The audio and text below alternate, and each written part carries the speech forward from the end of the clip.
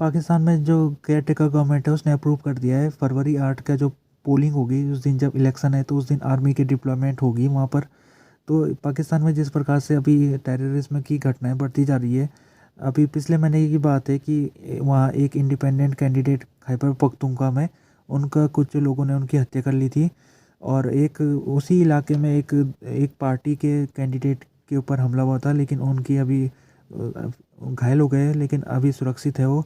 तो इस प्रकार से ये जो हमले हो रहे कैंडिडेटों के ऊपर एक चिंता की बात है। तो इसी का अभी, क्योंकि वहाँ की जो असेंबली है सीनेट पाकिस्तान की, वहाँ पर रेजुलेशन पेश किया गया था जिसमें कहा गया था कि इस इलेक्शन को बढ़ा देना चाहिए, इसकी जो तारीख है उसको पोस्टपोन कर देना चाहिए। तो उसके बाद ये जो रेजुलेशन है उसको पास कर दिया गया था।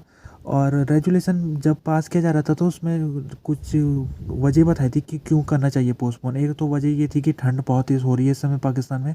दूसरी वजह खासों में ये थी कि जो टेररिज्म की घटना है वो बढ़ती जा रही है बलूचिस्तान और खैबर पख्तूनख्वा में। तो इन दो जगहों में इलेक्शंस इस समय कराना ठीक नहीं है जब इतनी टेररिज्म की घटनाएं बढ़ रही है। तो रेजुलेशन जब पास हो गया था तो उसके बाद, क्योंकि वो रेजुलेशन नॉन बाइंडिंग था तो उसका कोई असर नहीं था, लेकिन इलेक्शन कमीशन के ऊपर एक दबाव पड़ने लग गया कि अभी सिक्योरिटी सिचुएशन जब इतनी ठीक नहीं है तो क्यों इस समय इलेक्शन किया जा रहा है। तो इलेक्शन कमीशन ने सुनिश्चित किया, उसने कहा कि हम सिक्योरिटी इदारों से बातचीत करेंगे और उनसे जितने हो सके हम सिक्योरिटी कैंडिडेटों को देंगे। तो अभी लगभग खैबर पख्तूनख्वा में कैंडिडेटों के पास सिक्योरिटी मौजूद है, उनको सिक्योरिटी मुहैया करा दी गई है। तो इस प्रकार से आज एक और कदम उठाया गया गवर्नमेंट की तरफ से। गवर्नमेंट ने कहा कि जिस दिन इलेक्शन है फरवरी 8 के दिन, उस दिन हम सभी पोलिंग स्टेशनों में आर्मी को भी लगाएंगे ताकि कोई ऐसे वायलेंस की घटना ना हो। इसके अलावा जो सेक्शन 144 है उसको पंजाब में लगा दी गया है, और ये सेक्शन 144 फरवरी 12 तारीख तक रहेगी वहाँ पर। तो इसके तहत कोई भी व्यक्ति अनलॉफुल गैदरिंग नहीं कर सकता है, एक जगह में ज़्यादा लोग इकट्ठा नहीं हो सकते पंजाब के इलाके, जो पाकिस्तान का पंजाब है वहाँ पर। बलूचिस्तान के कुछ प्रोटेस्टर इस समय इस्लामाबाद में धरने में बैठे हुए थे, तो आज के दिन खबर आई है कि वो धरना छोड़ के वो जा रहे हैं बलूचिस्तान में।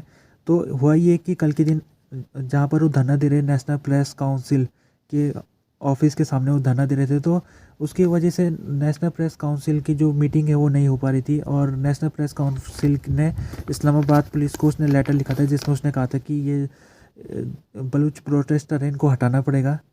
तो ये जब खबर आई थी तो उसके बाद बहुत हड़कंप मच गया था, क्योंकि नेशनल प्रेस काउंसिल जो एक प्रेस का इदारा है, तो इसने जब ये बात कही थी तो ये बहुत इसकी आलोचना हुई थी। इसके जो पत्रकार थे, पत्रकारों ने खुद इसकी आलोचना की, क्योंकि जो प्रोटेस्टर है वो अपनी लेजिटिमेट डिमांड को मनाने के लिए ही वहाँ पर बैठे हुए हैं।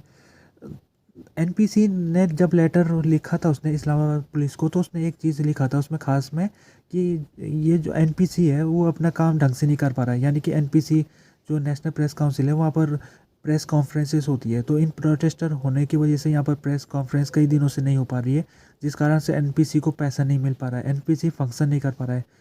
तो एनपीसी ने जब ये लेटर लिखा था तो उसके बाद एनपीसी का आज क्लेरिफिकेशन आ गया। उसने कहा है कि ये लेटर में हमने ऐसा नहीं कहा गया, हमने जो इस तरीका जो आज बताया जा रहा है कि हम इनको हटाना जा रहे हैं प्रोटेस्टर को, तो हमने ऐसा नहीं लिखा था उसमें।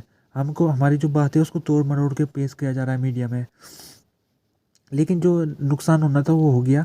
और बलूची जो लोग बैठे थे वहाँ पर, उन्होंने कहा कि हम जा रहे हैं यहाँ से, और इसलिए जा रहे हैं क्योंकि जो प्रेस है वो हमारा साथ नहीं दे रहा है। प्रेस की जिम्मेदारी थी कि वो जो सच्चाई बात है, जो बलूची लोगों के साथ जो अत्याचार हो रहा है उसको पेश करे, उसको सही तरीके से दिखाए, उसको पब्लिक तक पहुंचाए। लेकिन जो प्रेस है वही हमारे खिलाफ है इस समय। तो इस जो मैरंग बलोच है, ये बलूचिस्तान यकजहती कमेटी की ये चेयरपर्सन है, तो इन्होंने आज कहा है कि जो बलूचिस्तान से आए हुए जो बलोच प्रोटेस्टर है वो जा रहे बलूचिस्तान में जा रहे वापस। और आखिरकार ये बलूचिस्तान के जो प्रोटेस्टर है वो क्यों आए थे इस्लामाबाद, क्योंकि बलूची लोगों को गायब किया जा रहा है सेना द्वारा, कई लोगों को इनकाउंटर किया जा रहा है, तो उसी का विरोध करने के लिए ये इस्लामाबाद में आए थे। और इस्लामाबाद पुलिस ने इनके ऊपर डंडे भी बरसाए थे इनके ऊपर। फिर इन्होंने इस्लामाबाद में नेशनल प्रेस काउंसिल के सामने कई दिनों से वहाँ पर धरने में बैठे हुए थे ये। तो आज इन्होंने कहा कि हम जा रहे हैं यहाँ से, और उन्होंने ये भी कहा कि दुनिया दिन ने देख लिया है कि हमारे साथ क्या क्या किस प्रकार से पाकिस्तान में इस्लामाबाद में चीज़ें हुई है। अभी पाकिस्तान और जो अफ़गानिस्तान की जो बॉर्डर क्रॉसिंग बंद हुई थी तोकरम में, तो तो उसको खोल दिया गया है। ये 10 दिनों तक बंद थी और आज के दिन इसको खोल लिया गया है। और इसको 10 दिनों तक इसको बंद इसलिए किया गया था क्योंकि पाकिस्तान ने वीज़ा इम्पोजिशन लगाया था ट्रक ड्राइवर के ऊपर। कोई भी अफ़गानिस्तान का ट्रक ड्राइवर है तो वो पाकिस्तान तभी आ सकता है जब उसमें वीज़ा उसके पास हो, लेकिन अफ़गान जो ट्रक ड्राइवर थे उनके पास वीज़ा था नहीं। तो उसके बाद पाकिस्तान ने उनको अपनी बॉर्डर के अंदर आने नहीं दिया, जिस कारण से अफ़गानिस्तान का जो सामान है वो पाकिस्तान तक नहीं पहुंच पाया और पाकिस्तान का सामान अफ़गानिस्तान में नहीं पहुंच पाया। तो इस कारण कई नुकसान हुआ, कई रुपयों का नुकसान हुआ। तो आज के दिन पाकिस्तान ने कह दिया है कि वो इस जो डेडलाइन है वीज़ा वाली डेडलाइन उसको बढ़ा रहा है। अब 31 मार्च तक डेडलाइन है, 31 मार्च तक सभी ट्रक ड्राइवरों को वीज़ा बना देना चाहिए। तो इसको अब फ़िलहाल 31 मार्च तक जब तक है तारीख, तब तक जो अफ़गान ट्रक ड्राइवर है वो बिना वीज़ा के भी पाकिस्तान में आ सकते हैं।